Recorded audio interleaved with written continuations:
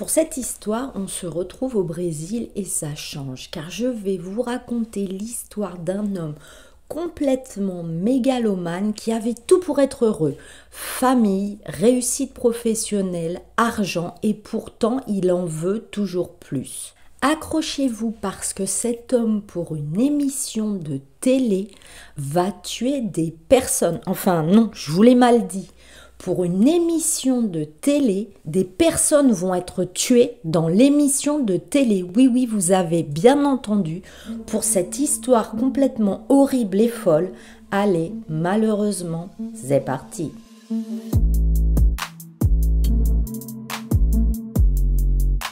Wallace Souza est donc né à Manaus, au Brésil, le 12 août 1958. Il a obtenu des diplômes au College of Business Saulo Luiz Gonzaga et au State College Basilio Machado, je m'excuse pour la prononciation. En 1979, Wallace Souza est devenu policier. Mais on est dans une DPAE, donc vous vous imaginez bien que ce n'est pas le policier modèle dont je vais vous conter l'histoire. Et là, il a été licencié après avoir été arrêté pour fraude à la pension et vol d'essence en 1987 et ça commence bien, plus de carrière de policier. Mais il s'en fiche. Wallace est marié, il a 4 enfants et tout roule au max pour cet homme car il se lance dans une carrière politique et cela lui réussit fort bien. Il est donc marié, il a 4 enfants, il est politicien et tout roule pour lui parce que c'est un homme important, il est heureux, il est au sommet de sa gloire. Et il est respecté et écouté par tous comme un homme modèle qui sert de modèle. Et là, il va avoir sa propre émission de télévision qui fait un véritable succès au Brésil. L'émission est une sorte d'enquête, de traque en direct où il y a des malfaiteurs et Wallace doit suivre avec des policiers toute cette enquête et même voir l'arrestation des malfaiteurs. Et comme je vous l'ai dit, cela fait un carton. Imaginez la cote de popularité de cet homme qui réussit absolument dans tous les domaines, politique et télévision, il est même montré en exemple par tous. Il a une famille, donc on en revient encore à ces 3 choses, famille, pouvoir, argent. Et comme nous le savons bien dans beaucoup de cas et surtout dans mes tristes histoires, cela ne va pas continuer sur la route du succès comme ça et vous allez devenir dingue quand vous allez voir à quel point un homme peut se monter la tête pour le succès, vous n'êtes vraiment pas prêt. Le succès lui monte à la tête et lui fait commettre des choses horribles car les gens veulent toujours plus d'argent. Revenons donc en détail à notre histoire complètement folle. Wallace Souza, à qui tout réussit, est en plus membre de l'Assemblée législative d'Amazonas en 1998. Il démarre donc cette carrière politique pour le Parti libéral, pour le Parti social-chrétien en 2000, 2002 et 2003, à chaque réélection. Jusqu'ici, rien de bizarre. Sauf qu'en parallèle de sa carrière politique, Wallace présente son émission de télévision qui, je vous l'ai dit, est bien particulière. Canal Live. Nous sommes en 1996. Le programme a été décrit comme journalisme d'investigation, visant à lutter contre la criminalité et l'injustice sociale. Et ça va fonctionner jusqu'en 2008. Dans cette émission, tout repose sur les épaules de Wallace, qui comme un acharné n'hésite pas une seconde à se lancer dans la traque des voyous, aux côtés de la police, caméra et micro sur l'épaule, tout est en direct et les gens se passionnent. Imaginez la tension lors des émissions et le nombre de spectateurs qui deviennent accros avec l'excitation et l'adrénaline de voir en live les courses-poursuites en ville, l'arrestation extrêmement musclée des voyous, ces grands guignolesques du grand spectacle, et la mort en direct. Oui, oui, vous avez bien entendu, mais on y reviendra plus tard. Dans ce programme télé, Wallace attire un large public. Il montre des raids, des arrestations de la police, le présentateur les suit et les suit même dans les courses-poursuites dans un hélicoptère. Et c'est donc l'un des spectacles les plus populaires de Manaus.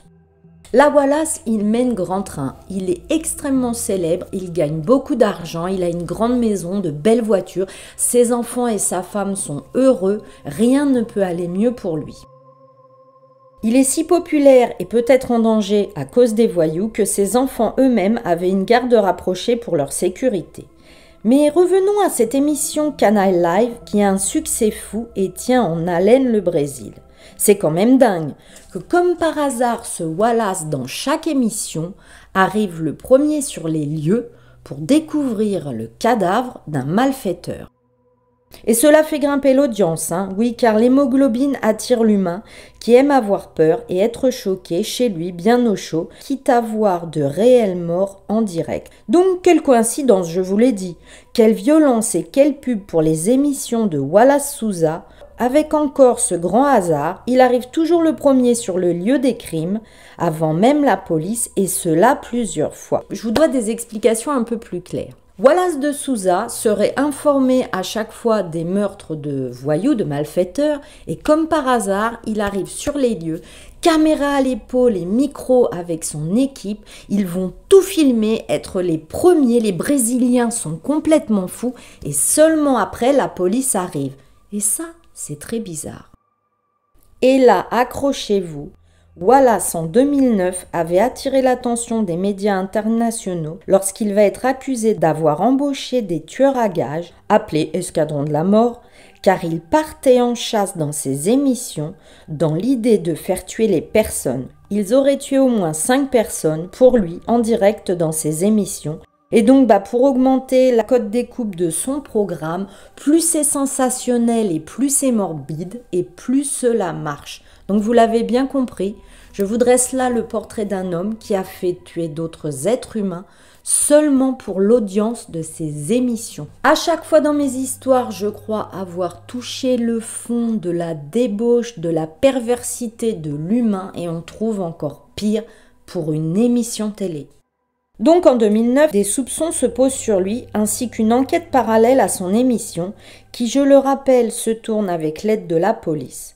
Cela devait être difficile à gérer comme organisation et infiltration puisque les policiers vont devoir infiltrer leurs propres policiers avec Souza dans les émissions de télé. Mais comment les soupçons se sont-ils portés sur ce gentil père de famille, star et politicien ? Eh bien les soupçons étaient soulevés parce que, comme on l'a dit, comme par hasard, Wallace Souza, le présentateur, était le premier sur les lieux d'un crime. Les téléspectateurs étaient fous et n'en revenaient pas. Tout le monde parlait de cette émission incroyable et si réelle. Ce bon présentateur Wallace Souza est super professionnel. Il arrivait sur les lieux le premier et ne perdait pas son sang-froid. Il recueillait des images graphiques des victimes, c'est-à-dire que sans aucun respect et aucune pudeur, il faisait tout le tour du cadavre en faisant de grands gestes, en vociférant, avec ses caméramans qui filmaient tout et ne cachaient rien de la personne morte. Il voulait tout du cadavre, sous tous les angles, en rajoutant avec ses gestes, je vous l'ai dit, c'était du grand spectacle. Il n'en fallait pas plus pour rendre accro les téléspectateurs, et voilà s'accro au succès. C'est totalement horrible d'imaginer qu'une émission de télé, il faut se remettre dans le contexte, filmer en direct des personnes, des cadavres, qui venaient juste de mourir. Moi, ça me paraît totalement irréel et c'est pourtant ce qui s'est passé dans notre histoire que je vous raconte aujourd'hui. Mais comment faisait-il pour être le premier sur les lieux ? Il y a un truc qui cloche.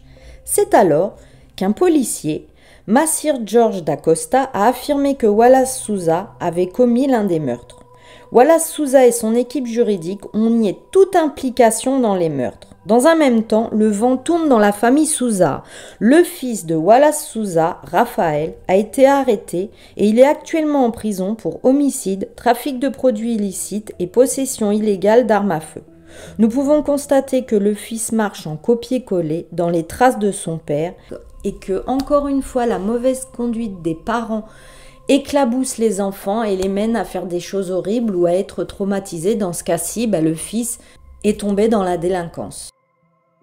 L'affaire devient mondiale et fait toutes les unes des journaux et vous en aviez peut-être entendu parler à l'époque. L'enquête sur Wallace Père se poursuit et nous en sommes à une suspicion de 5 meurtres liés pour l'émission de télévision pour booster l'audience. La police va effectuer une perquisition chez la famille Wallace Souza et sans grand étonnement, une multitude d'armes, de munitions ainsi qu'une grosse somme d'argent ont été découverts. C'est ainsi que l'on va se rendre compte que Wallace faisait vivre un enfer à toute personne qui le suspectait, en l'intimidant, menace de mort sur lui-même ou sa famille, faisant en sorte que toute personne de son équipe de télévision, tout policier ou autre, craignait pour sa vie car il avait des tueurs à gages à sa solde. Comme si Wallace avait le droit de vie ou de mort sur quiconque s'interposait dans ses projets. Et il le pouvait, car il a monté un gang d'hommes à son service qui exécutait le moindre de ses souhaits contre de l'argent bien sûr, y compris les meurtres qu'il commanditait. Il choisissait le voyou, l'endroit de sa mort et l'heure pour pouvoir arriver sur les lieux durant son émission Choc. Tout s'explique, le pourquoi du comment, Wallace arrivait comme par hasard au bon endroit au bon moment. Et là, tout le château de cartes va s'effondrer une fois les preuves de ses différents crimes récoltés. En octobre 2009, il a été accusé officiellement de meurtre, de trafic de produits illicites, d'intimidation de témoins, de port illégal d'armes et de formation d'un gang criminel. Il a également et heureusement été expulsé de l'Assemblée de l'État, donc de son travail en politique. Après l'émission, il y a eu un mandat d'arrêt. Et d'un coup, comme ça, rebondissement, le Wallace Souza disparaît de la circulation, il est introuvable. Oui, envolé. Impossible d'arrêter une personne si on ne sait pas où elle se trouve. La police devient folle et commence à le chercher. La police est au taquet du taquet sur ce coup-là. Déjà qu'elle a été humiliée d'avoir été infiltrée par un homme de télévision qui se moquait d'eux en faisant tuer des voyous. Ils veulent retrouver Wallace Souza. Directement, des barrages routiers ont été montés pour essayer de l'empêcher de quitter Manaus. Et tout renseignement est le bienvenu pour la police. Wallace est maintenant un homme traqué dont tout le Brésil connaît son visage au vu de sa popularité. Finalement, il s'est lui-même rendu à la police le 9 octobre 2009. Il va proclamer à plusieurs reprises son innocence, comme s'il y avait un coup monté contre lui malgré toutes les preuves accumulées. Son frère, le vice-maire, oui, parce que son frère aussi est dans la politique et c'est souvent comme ça dans les familles, quand un est dans la politique, d'autres silence. Son frère donc, le vice-maire Carlos Souza, a demandé que lorsqu'il a été envoyé en prison, il ait sa propre cellule et qu'il soit séparé des autres détenus. Vanessa Lima, l'ancienne productrice de l'émission, a elle aussi été arrêtée en décembre 2009. Monsieur Wallace Souza, qui souffrait du syndrome de Budd-Chiari, c'est une hépatopathie caractérisée par une obstruction du sang dans les veines, est décédé le 27 juillet 2010 d'une crise cardiaque. Il est mort dans un hôpital de Sao Paulo où il se trouvait depuis mars 2020. Il n'aura passé donc très peu de temps en prison, ce qui est fort regrettable par rapport au nombre de vies qu'il a prises. Voilà, cette horrible et incroyable histoire de Wallace, le présentateur, faisait tuer dans ses émissions pour une plus grande audience est terminée. Bon déjà, dis-moi si tu la connaissais parce qu'elle est assez célèbre et elle a vraiment fait couler de l'encre dans les journaux à l'époque. Et dis-moi si tu ne trouves pas là qu'on a touché le fond du fond dans le côté humain, tué pour une émission de télé. Ce n'est même pas une histoire de protéger quelqu'un, de vengeance ou de coup de folie. Non, le gars, lui, dans son show télé, il fait tuer des gens pour être le premier sur les lieux. Mais dis-moi ce que tu en penses. On marche sur la tête. Moi, ça me rend complètement dingue. D'ailleurs, j'y ai même pensé quand j'ai été au courant de l'histoire il y a quelques années. Puis là, quand j'ai retravaillé dessus, je me suis dit, mais on dirait un film d'anticipation. On se croirait dans le futur, dans les années 3000, où il y aurait des émissions comme ça, incroyables, avec des arrestations de voyous, des morts en direct, des cadavres. Non, nous sommes bien dans les années 2000 et quelques, et ce n'est pas un film d'anticipation. Et dis-moi si encore une fois, l'habit ne fait pas le moineau, parce que c'est un père de famille avec 4 enfants qui a été policier, homme politique, présentateur télé à grand succès. Et en fait, cet homme est un monstre. Il a créé une armée à ses ordres pour tuer des personnes et nous sommes bien dans la vie réelle. Et il ne faut vraiment se fier à personne. D'ailleurs, en ce moment, je regarde avec mon mari l'émission de télé, la série sur la de Sambre, où c'est une histoire réelle. Si vous aimez les histoires comme ça, Choc, où l'habit ne fait pas le moineau, allez voir en replay sur France 2 Sambre, elle est vraiment super. À noter qu'en 2019, Killer Rating, c'est une série documentaire sur Netflix, est axée sur Wallace Souza et son émission Canal Livre. Bon bah du coup là on se pose pas le problème, hein. Vous allez me laisser un emoji télévision ou un emoji citrouille parce que vous savez que je les adore, ou un autre si tu ne le trouves pas. Merci encore pour tous vos retours sympatoches sous toutes mes vidéos, mais vous êtes vraiment des amours de zigoto, hein. Je ne peux pas le dire autrement, vous me soutenez tellement, vous êtes toujours là pour la cesser, à m'envoyer des douceurs, à me défendre, et moi aussi je pense à vous, mais j'en parlerai un peu plus tard dans mes blabla. Et du coup, si tu veux faire partie de notre communauté et regarder plus de mes 200 vidéos, eh bien abonne-toi, parce que pour toi c'est gratuit et ça te prend 2 secondes, mais pour moi c'est le meilleur que tu puisses faire pour me remercier dans mon travail. Si je te manque entre 200 vidéos, va sur Cécile Story One sur Instagram où je poste plein de stories qui font peur et quelques photos et des stories de mon quotidien tous les jours. Il y a aussi la boutique où on a reçu ce superbe Père Noël monstrueux et c'est moi qui l'ai dessiné, hein, tout comme le t-shirt citrouille, tasse à café, etc. C'est moi qui crée tous les dessins. Tu peux retrouver cette boutique avec des mugs, des tabliers, des nounours, des sacs, juste sous cette vidéo dans Boutique Shopping. Comme je vous l'ai dit dans mes blablas, je voulais parler à tous ceux qui se sentent seuls ou qui se sentent mal en cette période. Déjà, tu n'es pas le seul, tu n'es pas zinzin et c'est tout à fait normal. La luminosité a baissé, c'est-à-dire qu'il y a moins de soleil et ça joue énormément sur le cerveau et sur le cœur. Donc, comme je le dis à chaque fois, prends ma vieille méthode, mais fous-toi sous la couette, hein, plus rien à faire. Prends une boisson chaude, mets ta vieille série des familles que tu préfères et qui te fera du bien et dors devant ta série. Si tu t'endors, c'est pas grave, mais au moins tu seras bien. Je pense à vous très très fort et je voulais vous donner un conseil. Si jamais tu es en cavale ou que tu tournes une émission de télé et que tu vois des caméras arriver et des policiers, bon bah déjà, pense à regarder derrière toi et cours très vite loin de cette émission de télé. D'ici la prochaine fois mes zigs, je vous embrasse, je prends... C'est fou, je ne peux pas m'ocaliser et dire les mots comme je le veux. D'ici la prochaine fois mes zigs, je vous embrasse.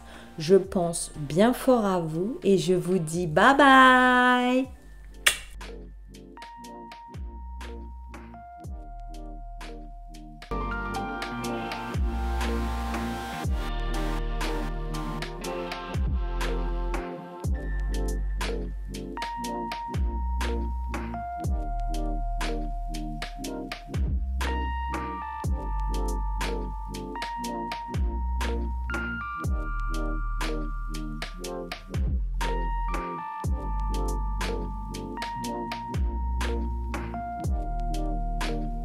Là, je n'en peux plus. Je suis en bout du rouleau. J'ai envie de rentrer, me foutre mes servantes et terminer bonsoir.